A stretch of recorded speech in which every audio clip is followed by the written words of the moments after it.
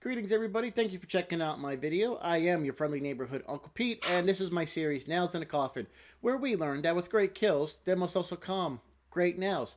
Now before I get started with this episode of Nails in a Coffin, if you want to be entered in to win this Funko Pop of Chucky, all you need to do is be subscribed to my channel and leave a comment down below.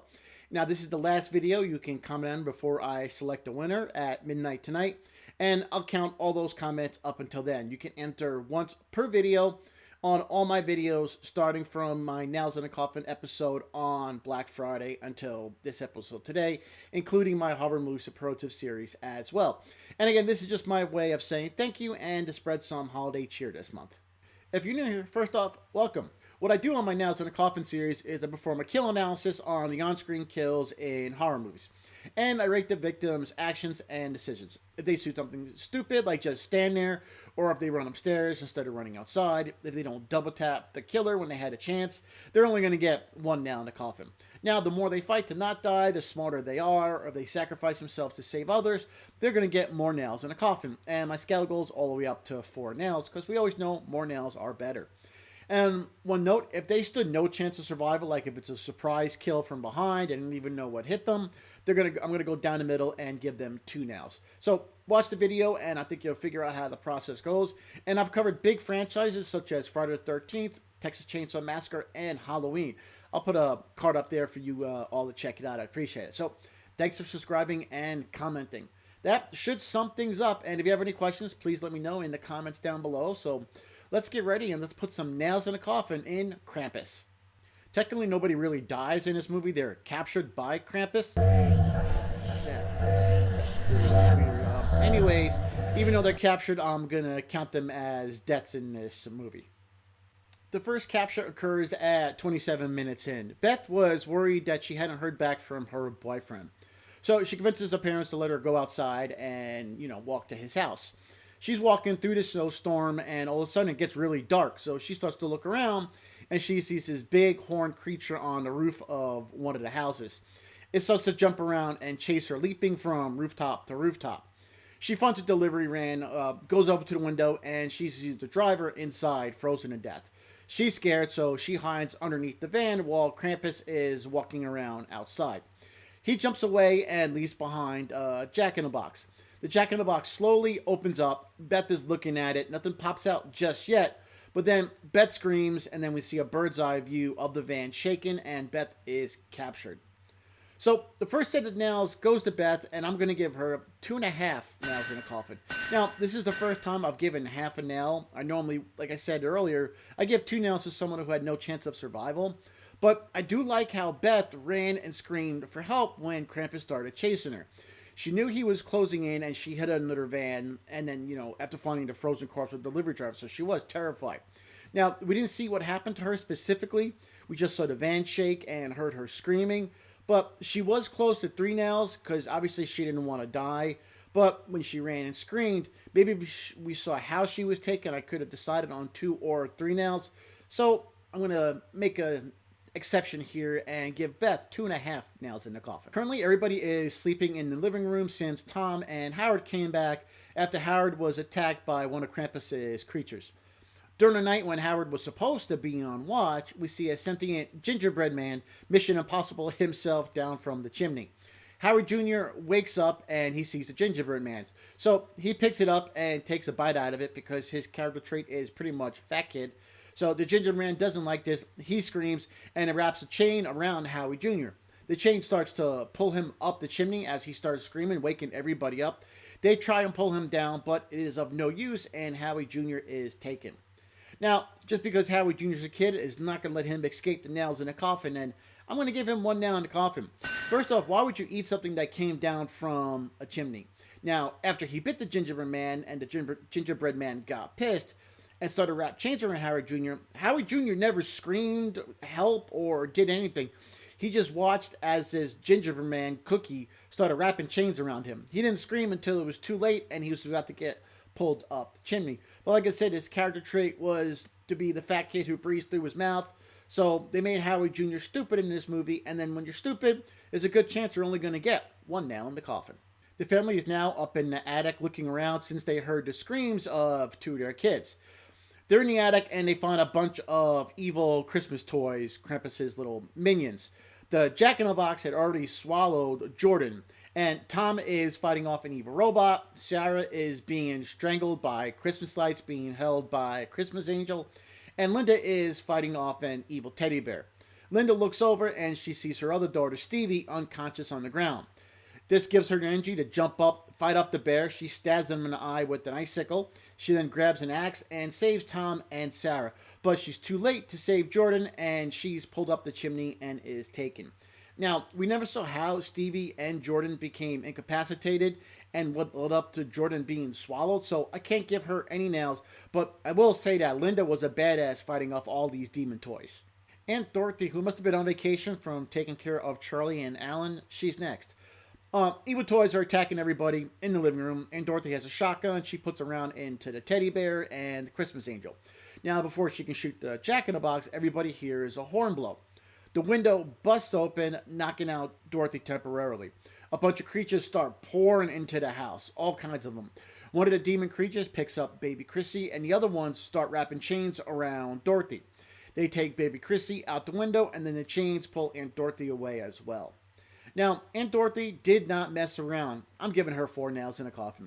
She took out creatures, blasting away with her shotgun with no fear in her eyes until the window blew out, knocking her to the ground. She was swarmed by creatures and wrapped in chains, and like I said, she was most likely knocked out for a second when the window blew out.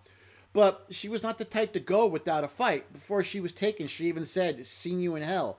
That type of attitude and courage is going to earn you 4 nails in the coffin. Now, right as Aunt Dorothy was getting pulled out the window, Howard yelled, "Twisted fairy tale horse shit!" He jumped on one of the creature's sacks as it was getting pulled out the window, and he went along with it. Howard was a gun-toting, beer-drinking, big truck-driving type of guy. Over here, I'm going to give him 3 nails in a coffin. When the living room was swarmed, he was standing in front of his wife and the others with his arms out, protecting them. He was not really a coward. He was just a meathead. He saw his child get taken, and he went after the creatures that took her. He did this after his leg was severely injured earlier in the film, and I didn't see anything this guy did that was really stupid, so I'm going to give Howard 3 nails in the coffin. Tom, along with everybody else, leave the house to make their way to the snowplow to enact their plan.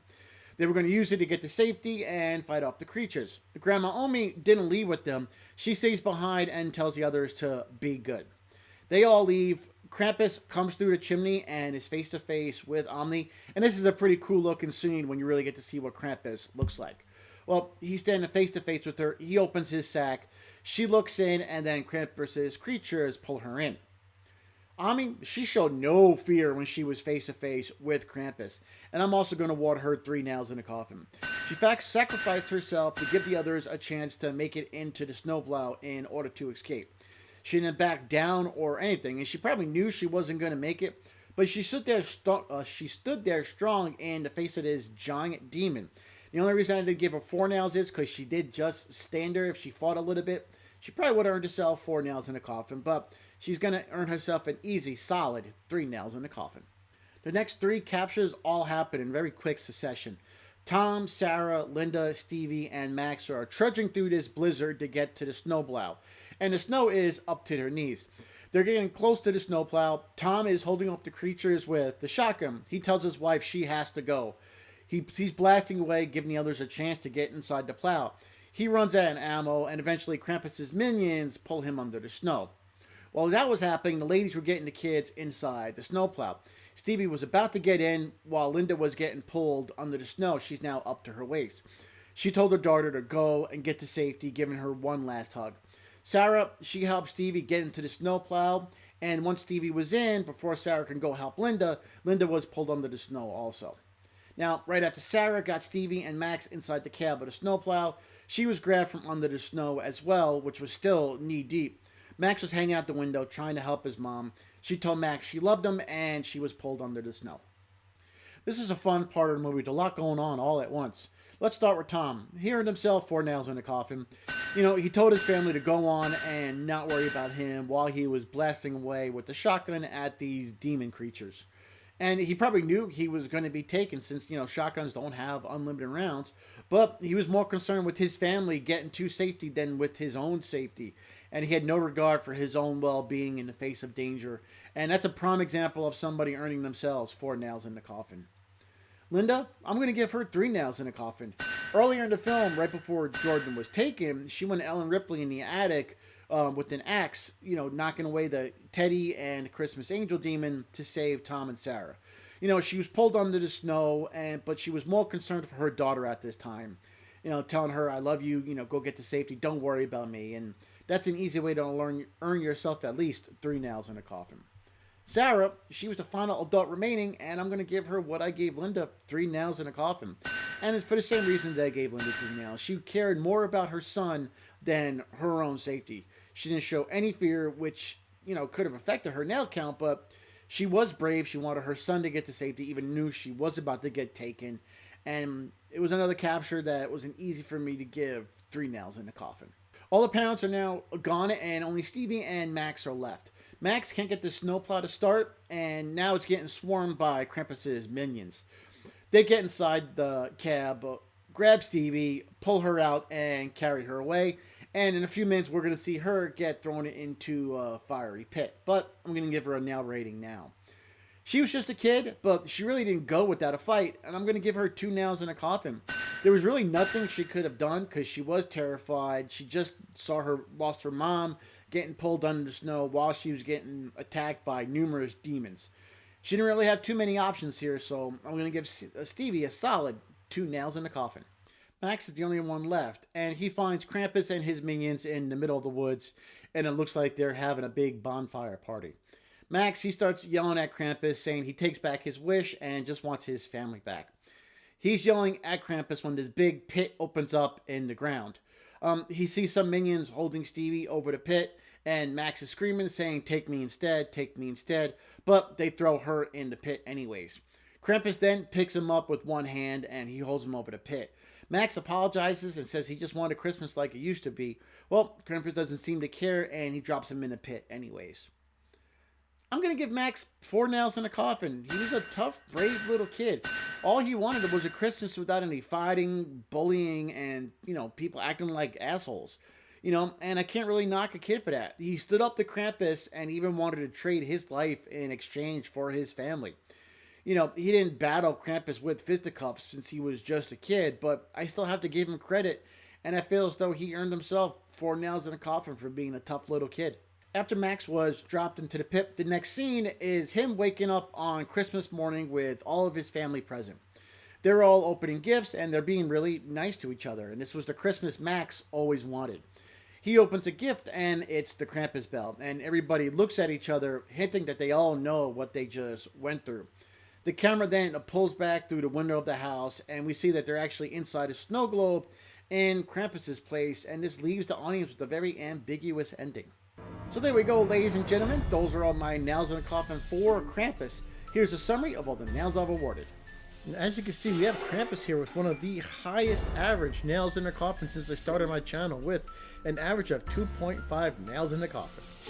I'll see you guys here Wednesday for my next installment of my Horror Movie Superlative series, and next Friday for my next episode of Nails in a Coffin, where I'll be covering a beloved holiday film from my childhood. Take care, everybody. I hope you're enjoying the holidays. What the hell is going on with that? What's that sound? Ah!